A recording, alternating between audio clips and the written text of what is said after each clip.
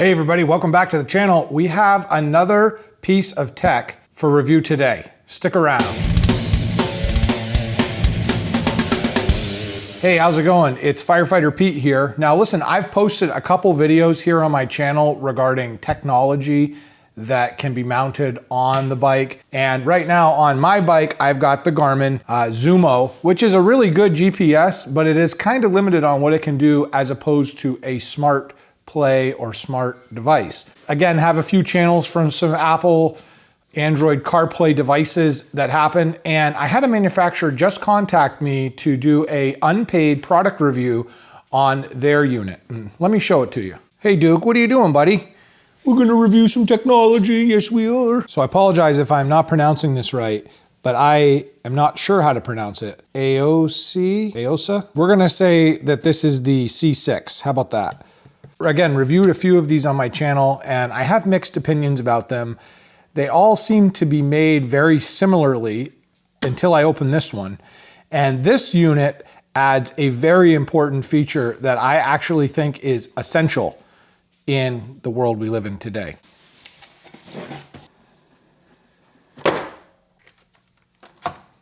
All types of stuff in the box. But this is the real one that I'm talking about. You know what this is? My teenage son got me into watching car crash videos from Russia because everybody over there has a dash cam. And I always thought, what is the world coming to if everybody has to carry a dash cam? Well, wouldn't you know that my son driving around got hit by somebody and their story was 100% different than what actually happened. And the insurance company pinned the accident on us. Now we're fighting it and everything else, but if we had a dash camera, there'd be no story to tell because the proof is in the video. That's what these are. This unit comes with two dash cameras, one for the front and one for the back, and it records directly to the unit itself. I ordered this one, again, directly from the manufacturer, and I'm gonna throw a link in the description with a discount coupon for my viewers. Coupon code is very difficult. It's BackDraft. Immediately, I see that this is a very similar profile to the unit that we installed on Junior's bike.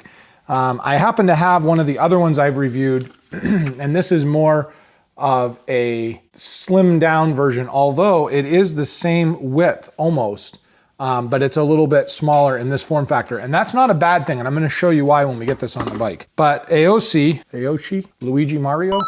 I'm not really good at doing unboxings, but I will tell you that this unit has what appears to be fairly high quality connectors, especially here. These almost remind me of what my fish finder would have. They're weatherproof micro pin, and they fit together, and there's a screw lock device. So that's pretty good. It's better than just a butt connector that's gonna come loose after a while. And yes, I said butt. It does look like a butt. This also comes with a handlebar mounted remote control with a couple quick action buttons.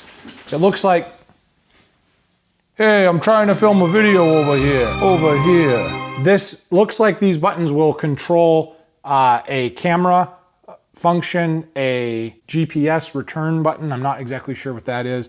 And then there's a phone, multi-purpose phone button. Also in the box, we have the cables that we're gonna use to connect the cameras to. There's two of those. Also in the box are these little things, and I had no idea what they were. The last video, I thought they were like control knobs or something, but they're actually TPMS sensors. So if your bike does not have tire pressure monitoring system, you do now, boy. Also included, which I think is pretty spiffy, an SD card. The instructions on this, the operating guide, are super simple. But I think the best thing to do is just get this thing connected and check it out. There are two QR codes that you can use, one for support and one for connecting the mobile phone to view the recorder. And it looks like this is gonna go to an app that allows you to get into the device and download the files. And you know what, that's pretty common with dash cameras. I know the one in my pickup and the one in my wife's car both have an app that has to be able to connect to the DVR to pull the footage down. There is also a little sun shield that will fit over the unit, provide a little bit of shade, which I kind of like that. I know on my Garmin there is no shade, and sometimes when the sun angle is hitting it over it, it glares the screen, you can't see anything. I actually had to put an anti-glare shield on it. All right, so I'm gonna show you a couple things real quick about what my issue is on my GS right now. I have a Garmin. Like I said, the Garmin has one of the adapter plates on it so that it bolts in and it locks into the GPS prep and it's powered and everything else is good there. Cell phone holder, which you've probably seen in any of my videos. This thing is always bouncing around and getting in the way. The other problem with this is that you're not supposed to mount your phone up on the top of your bike like this unless you have a vibration mount device because it will smoke the cameras. And I have done that, but again, it's super crowded. I got my phone, I've got a Garmin that's now currently updating, and I've got my TFT display. It would be really, really nice to be able to ditch the phone, keep it in my pocket and keep it safe, and put a device up here that uses my CarPlay, but also offers some sort of DVR for dash cams. And that's kind of what I'm going at with this, and I'm real excited. So what I'm gonna do right now is I'm gonna remove this device, and I'm gonna remove this device, and I'm gonna try to mock up like if I can get that CarPlay device to mount right here and see how it works. Duke is very interested in what's happening on this bike, mainly because of a big ball. Yeah.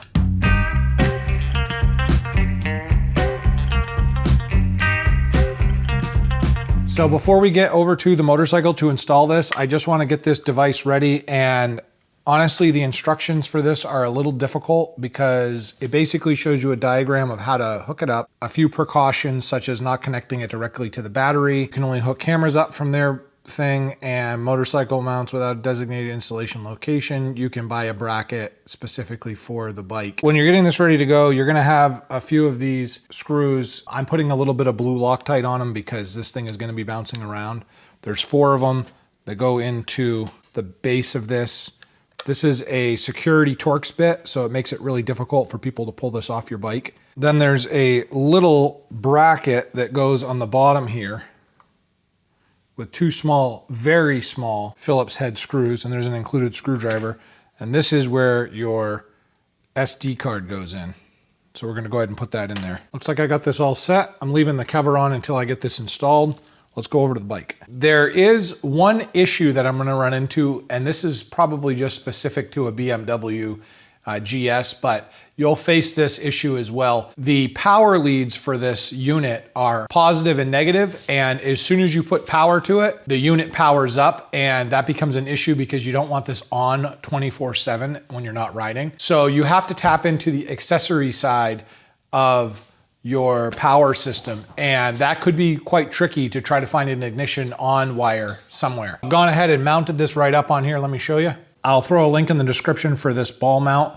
Because of the BMW cross brace, it's too small. Again, on another bike, this may not be an issue because it comes with a couple different options. This is metal security Torx, very hard to take these off without that specific tool. Okay, I've completed the installation. It was a little bit of a chore. Let me show you what I did. You have to find a good spot to mount the cameras front and rear, and they need to be unobstructed. And if you put any sort of fender piece in the way, what will happen at nighttime is light will reflect off that and it will ruin the shot. It'll wash out and you won't be able to see any detail with low light. So I put one camera there, and then on the back, and I've got one of the boxes off right now, I put the other camera right there. I ran it up through underneath the seat. It was a little bit of a pain, but I was able to do it. I tapped power off of the GPS, spliced some wires in, was able to install a piece of wire loom to go down to all the connectors, and I have them cable tied and tidied up there. Let's turn this on and see what it looks like. Hey, our logo's on the screen. Pretty cool. Once it loads up and everything goes and you pair your phone with it, you'll see it actually click right over to CarPlay. With the handlebar mount, this one switches your camera view, this one switches between back, front, and both, and that is like a universal button for play the music, stop the music, answer the phone call, hang up. I'm gonna push this one so you can see.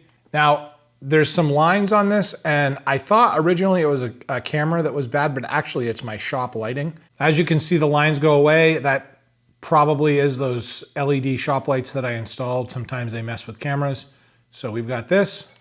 I can switch to the split screen, front and back, and then I also have the front view right there. Took me a little bit of tweaking to get everything kind of right, but I was able to get it, no problem. Okay, so you can see here we have CarPlay enabled, and It works exactly the way it works in my car, hence the name CarPlay. It actually has the really cool home screen, which allows you to have like a GPS split screen, a quick action button deal.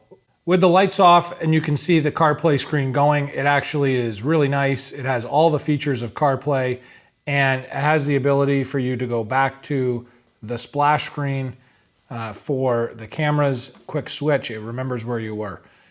Just a couple features about this that I really thought were pretty awesome. On the home screen, it gives you the ability to replay through your DVR. You can watch the videos here on the screen if you wish, or you can download them to your phone if you use the app. Also, there is an SD card in here, so I'm sure there's a way to manually get those files off if you needed to. As far as driving goes, on the GPS screen, it will actually give you your elevation, your bearing, and also your speed and the time. So in case there was an accident, that's very helpful because, I mean, you're gonna know everything that's going on. If you use your TPMS sensors, there is a section here. What I did was I turned off tire warning because I already have factory TPMS. This was telling me that my tires were low because the TPMS sensors were not installed. A couple settings on the side, again, Bluetooth, a sound setting, brightness setting, and again, a home button.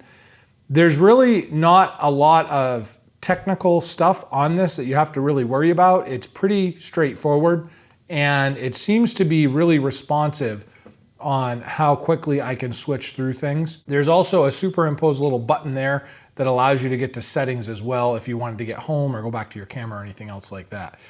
Of course, music, super easy to play on Apple Music. Your Google Maps comes out awesomely. I did hook this up to my Cardiopack Talk Black headset just to see how it was gonna work, and actually it worked phenomenal. There was no degradation in audio and there was absolutely no lag time. So that was fantastic.